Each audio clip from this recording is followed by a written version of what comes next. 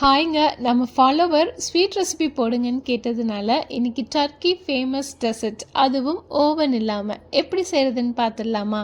இது பண்ணுறதுக்கு ஃபஸ்ட்டு முந்திரி, பாதாம், பிஸ்தா எல்லாத்தையும் பொடி பொடியாக கட் பண்ணி எடுத்துக்கணுங்க. இந்த க்ரீன் கலர் ஸ்லைசரை நான் மீஷோவில் தான் வாங்கினேன். வெறும் 74 ரூபா தான், ரொம்ப வர்த்துங்க. ஒரே ஒரு பாதாமை போட்டாலும் நல்லா ஸ்லைஸாக கட் பண்ணிடும். அடுத்து சர்க்கரை பாகை எடுத்து அதில் கிறிஸ்டலைஸ்ட் ஆகாமல் இருக்கிறதுக்காக கொஞ்சமாக லெமன் ஜூஸ் விட்டு தனியாக வச்சுடுங்க. பட்டரை மெல்ட் பண்ணி எடுத்துட்டு ரெடிமேடு ஷீட்டில் பட்டரை தடவி பொடிச்ச முந்திரி, பாதாம், பிஸ்தாவை வேணுங்கிற அளவுக்கு தூவி விட்டு நல்லா டைட்டாக ரோல் பண்ணி எடுத்துக்கோங்க. ஒரு பாத்திரத்தில் பட்டரை தடவி செஞ்ச ரோல்ஸ் எல்லாத்தையும் ப்ளேஸ் பண்ணி அதுக்கு மேலே பட்டரை நல்லா தடவி விட்டுடுங்க. குக்கரில் உப்பு போட்டு ப்ரீஹீட் பண்ணி வச்சுடுங்க.